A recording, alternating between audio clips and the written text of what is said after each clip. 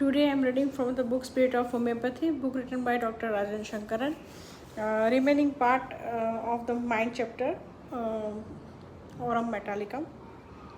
I wanted to see how prominently the increased sense of responsibility and heightened the consciousness are mentioned in the proving. I started reading the proving picture carefully and realized that the depression and the suicidal tendency come from the feeling of having neglected his duty and the feeling of having committed a crime.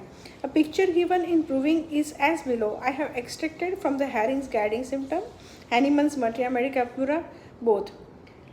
Moroseness, he is indisposed to talk. He sit apart, all by himself in a corner, wrapped up in himself as if the deepest melancholy, but the slightest contradiction excites the greatest heat and anger.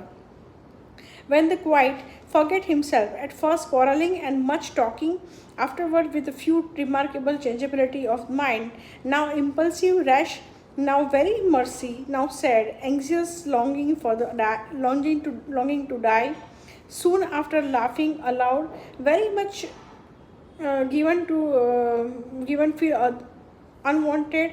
The slightest things which is thought offensive affect him deeply and cause him to reset it.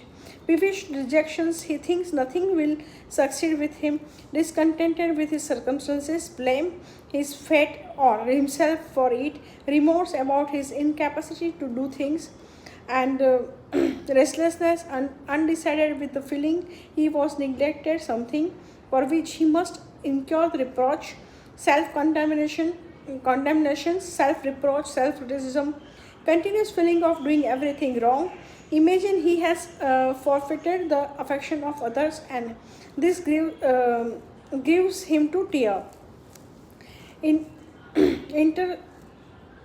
intense, hopeless, depressed, and weary of life, melancholy, he imagines he is unfit for the world, he is unworthy of the life, look on the dark side and constantly thinking about the committing suicide. Thought of death give the maximum pleasure, broods over the thoughts that he was neglected his duty and that he deserved reproach and he is not worthy for the salvation. Desperate desire to jump from the height, all the time in a dark, hopeless mood, frequently anxiety and despair, life is burden to him. I ask myself why there was so much difference between the clinical picture and the proving picture.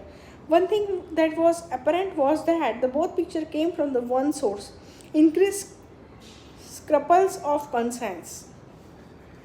Since both suicidal and neglected duty feeling came from this increased scruples of conscience, why should one aspect come out more in the proving and the other in the clinical picture?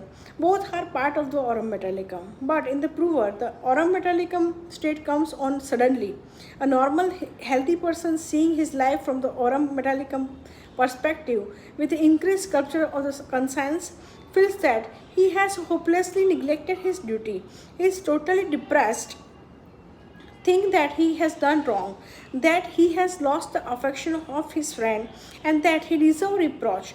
Death is the only escape now. On the other hand, the chronic aurum metallicum patients would never have neglected his duty due to his heightened sculpture of the scruples of the consciousness, the sense of duty consciousness. The suicidal disposition being harmful and unpleasant, he has compensated for in this proving. There is no time for the compensation. This is the thought made me quite aware that probably many symptoms of our state are in uncompensated form. For example, the aurum metallicum patient would retain his sense of duty, morality, and industriousness in a direct form. But his depression he would compensate for by saying something like, "Why should I be sad that my son has not come up to life? After all, I have done my duty. I have done everything I could. I have fulfilled my responsibility. Now, if his fate is not good, how am I responsible? Or after all, I have to live and fulfill my responsibility.